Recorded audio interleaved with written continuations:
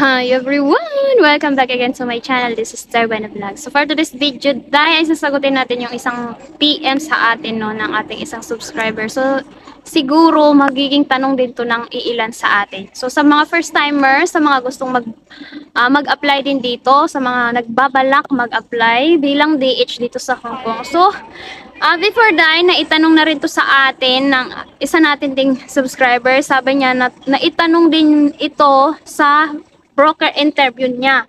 What if daw kung ayaw ni alaga sa'yo nung dumating ka sa bahay ng amo mo? Paano kung ayaw ng alaga sa'yo? Ano ang gagawin mo? So, that time kasi dahil nung nagtanong siya sa akin, nahihirapan din talaga ako sa alaga ko, no? Kahit pangalawang kontrata ko na. Sa panganay kong alaga kasi day, at sa pangalawa kong alaga, malaking diferensya talaga.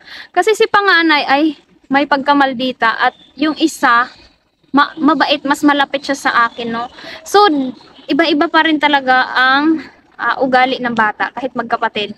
No? So, ano nga ba ang gagawin natin? So, ang nasagot ko dun, day, hindi ko alam, day, kasi yung alaga ko din, hindi ko talaga, ewan. Hindi, siguro, ano ba, paano ba? Kasi yung, i-compare ko yung yung unang dating ko sa kanila, ang alaga ko ay 9 months, magti-10, ganon. So, may isip na siya, nakakilala na siya ng mga tao or baga, may favorite person na siya. So, itong bunso ko, from the start, ako talaga yung lagi niyang nakakasama, ako yung laging hinahag ko siya lagi kasi lagi ko siyang kinakampihan kasi lagi siyang bugbog sa panganay. Pag iiwan mo lang yan silang dalawa, naku po, hindi mo talaga pwedeng iwan yung dalawa kasi kahit nandyan ka nga na nagbabantay, nananakit talaga yung panganay. So, kawawa. So, siguro kaya ang bata malapit sa akin kasi ako yung laging, kumbaga ako yung comfort zone niya. So, pagdating naman sa ugali, no, ngayon, alam nyo ba, na-solve na yung problema ko na yan kasi nga, ang partner ko na lagi ngayon ay ang aking lula. Yung lula na yung lagi kong kasama sa pag-aalaga. So ako, focus na ako sa maliit. So bakit nga ba nagiging maldita or laging galit yung alaga ko noon sa akin, no? Kasi yung amo ko, may mga nag-advise din sa akin na ibigay ko daw yung gusto, ganun, bigyan ko ng pagkain. So ito naman, bakit hindi ko magawa yan? Bakit siya laging galit sa akin? Paano nag-start yung bad mood niya sa akin? So, minsan day, may mga time na,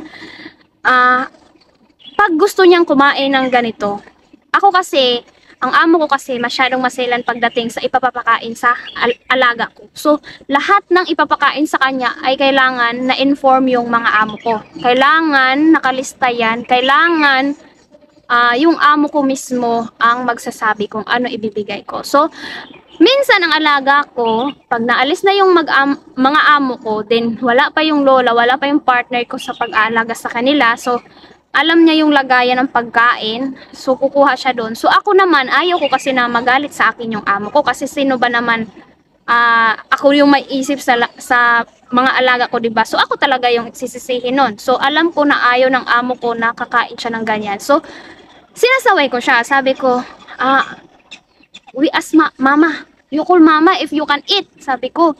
Din doon siya angry na. Doon na siya magagalit sa akin. I don't like you. I don't like you. Kasi alam niyang hindi rin siya papayagan ng mama niya. So ngayon dahil paano na solusyonan yun? Kasi nga, lagi na yung lola ko ang kasama sa pag-aalaga. So focus, favorite person niya kasi yung lola kasi ang lola ay sobrang bait.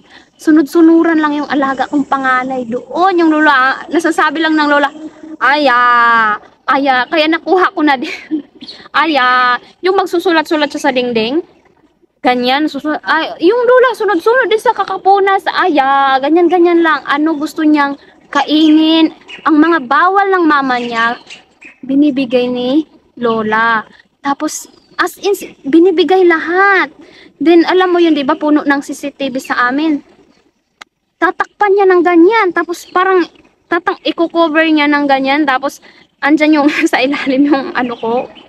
Tatago niya talaga. Binibigay niya, sabi ko, hindi ko na pinapakialaman kasi syempre, laking tulong na din sa akin, advantage na rin sa akin na hindi na sa akin lagi nagagalit yung alaga ko kasi nasusunod na yung gusto niya, binibigay na ng lola niya. So, ito naman ang problema. Sa akin kasi nagtatanong yung mga amo ko, bakit laging may tira na pagkain? So, sa pagpapakain naman, kasi pag time na aalis yung mga amo ko, yan na yung start niya ng agahan niya. So, pag wala na yung mga amo ko, mag-iinarte na yan, hindi na siya kakain. Kasi, alam niya, pagdating ng lola niya, may pagkain yung lola niya, yun ang kakainin niya. So, mautak yung alaga ko. So, ngayon, ang amo ko nagtataka, bakit daw hindi nauubos ang pagkain ng alaga ko. So, sabi ko, tanungin nyo na lang yung anak nyo. Sabi ko, ganyan. So, ang ginagawa ng mga amo ko, gumawa sila ng paraan na maingganyo kumain na yung simpleng tinapay, yung may shape pa siya dahil may shape na heart. Gagawa ng paraan yung mga amo ko. Gagawa ng heart, ng shape ng Mickey Mouse para lang maingganyo, pero wala pa din. So ako, pag ako lang yung nandyan, sabi ko, di ba sabi mo masarap magluto ang papa mo, masarap pag ano kasi ayaw niya ng luto ko or something. Basta galing sa akin ayaw niya. So sabi mo masarap magluto, mag-prepare ng pagkain yung papa mo. O bakit hindi mo kinakain? Siguro kasi alam mo may pagkain yung lola mo kaya hindi man. Matalino ka talaga. Ginaganon-ganon ko siya. So, ayun na nga. Hinahayaan ko na lang. Hindi na ako nagsasabi. Ay, ganito kasi si Lola binibigay. Hindi ko na. Bahala na sila. May CCTV naman. Kung gusto talaga nila malaman, andyan naman yung CCTV, diba? So, ayaw ko din. Kasi mabait din talaga si Lola.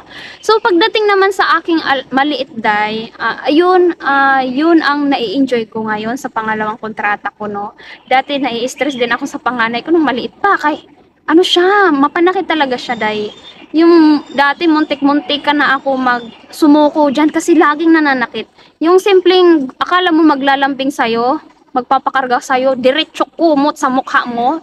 Ang mukha mo mahahapdi na lang yan kay puro nakalmot. So, one time din na nakita din yun ng ng amo ko na kakargahin ko siya diretso. Kunyari lang. Kunyari lang. Kasi daw ganyan yung bata. Pero itong bunso ko, ko talaga, kanang magaan yung loob ko, na-enjoy ko siya. Kahit alam mo yun, so maraming work, pero andun siya yung nagpapaano kasi. Alam nyo yun, nung umalis kasi ako sa Pinas, ang anak ko, lalaki, yung bunso ko, ay ganun din siya, baby pa siya. Nung nag-apply ako, ang anak ko ay 6 months lang. So, parang gustong-gusto ko siya ihag. Parang feeling ko yung anak ko yung hinahag ko. Then, ito pa, sweet kasi yung alaga kong bunso. Minsan may tupak, pero ang bilis ko siyang mawala. Ginagawa ko lang yan. Ayan, magpapalit kami ng diaper. Ayaw, magpapalit kami ng damit. Ayaw niya. So, ang ginagawa ko lang yan, magpapapangit-pangit lang ay. Ganyan lang ako. Wala na. Kikiliti-kilitiin ko lang niya. Hagik-hik na siya. So, yun ang maganda sa pangalawa kong Din alam nyo, ito yung parang naano ko talaga. Kasi once na inaaway siya or sinasaktan siya ng niya, magpapalaban yan sa akin. Gigi, ay ako din, bakit naman tinatagalog ko siya pag hindi naririnig ng mga amo ko. Binibaby ko siya. Yun ang pinakagusto ko sa kanya. Malambing siya din. Alam mo yun, lagi kanya, Cheche, ganyan. O kahit ano pa lang yan, 16 months. Cheche, pero sa panganay, I don't like you. Pag lalo na pag inaawan niya yung kapatid niya, tapos sasawayin ko siya, sasabihin niya, I don't like you, I don't like you.